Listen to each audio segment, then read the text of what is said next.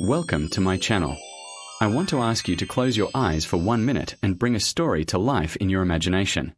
Close your eyes and imagine. In front of you stands a 3-year-old child. But this child hasn't spoken a single word until the age of 3. Because of this, his family is so worried that they start looking for all kinds of solutions. Even when he starts school, his teachers say that he is far behind his peers. People around him find him strange. Some even go further and say he might be mentally weak. Because he is unsuccessful and incompatible, he is expelled from school. He is constantly rejected from job applications.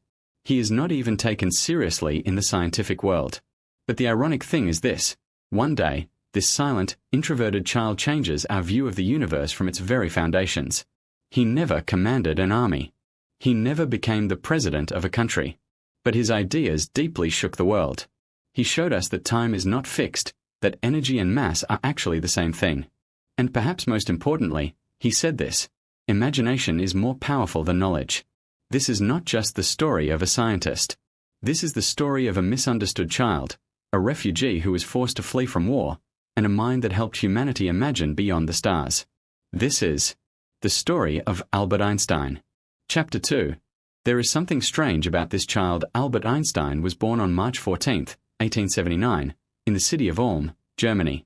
His father, Hermann, was an engineer, and his mother, Pauline, was a pianist. He was born into a middle-class Jewish family. From the outside, you might say it was an ordinary life.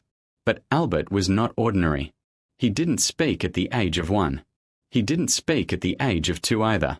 Even when he turned 3, he continued to remain silent. Naturally, his family became worried. They went to doctors. But the doctors could not offer a clear solution either. Things were even worse at school. His teachers said that he learned very slowly. Eventually, Albert started to speak, but this also seemed strange to everyone. Because he didn't speak like everyone else. He repeated every sentence word for word as he said it. The soup is hot. The soup is hot. I want water. I want water. This was not a tic. This was the way his brain worked. While his friends played games, he did not join them. He almost never smiled. Most of the time, he sat alone and carefully observed his surroundings. While the other children were running and playing, Albert was content just to watch them from afar. He was quiet, but he was not empty. Inside that silence was a mind that was constantly imagining. He constantly asked himself questions and searched for answers. Questions the world had not yet dared to ask. Chapter 3. School, Authority, and Rebellion. When Albert grew up, he attended a school with strict rules in Munich. What was expected from students there was very clear: do not question. Obey. But Albert refused to do this. He found memorizing without understanding meaningless. That's why he questioned everything and challenged his teachers' ideas. However, this situation did not please his teachers. One of his teachers even said this to him: Einstein, you will never amount to anything. When he was 15 years old, he left school. He went to Italy to join his family. Later, he applied to the Swiss Federal Polytechnic School in Zurich. To study at this school, he had to take an entrance exam. However, he did not succeed in the exam. He failed every subject except physics and mathematics. But he did not give up. He worked hard. He tried again. And this time, he succeeded. Still, he was considered a problem student at university as well.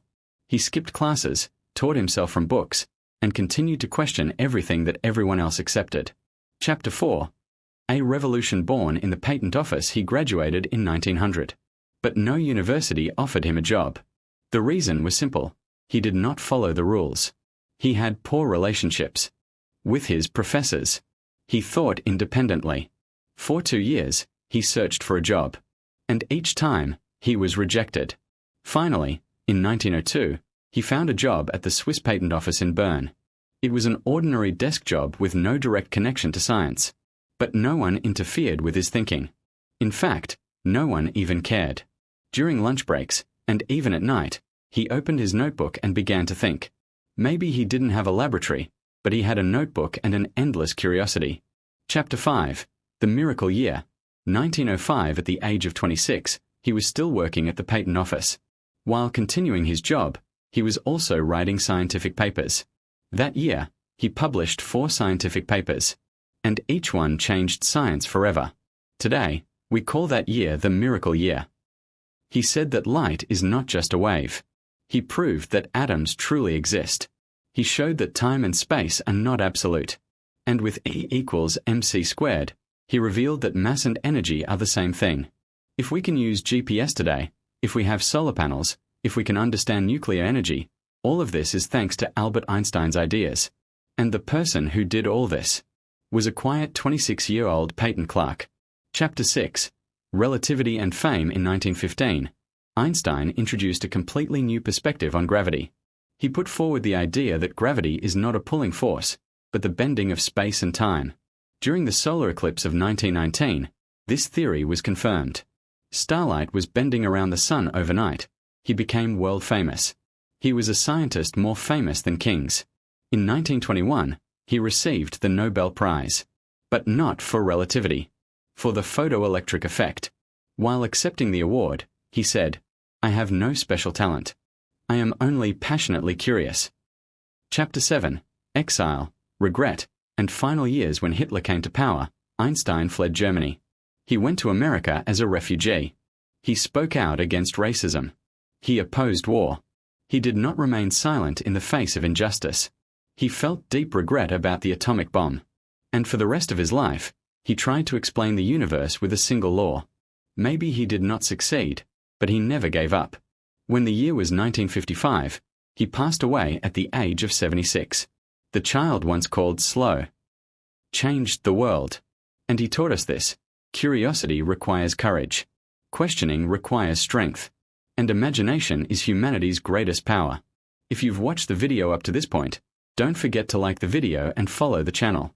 See you in the next video.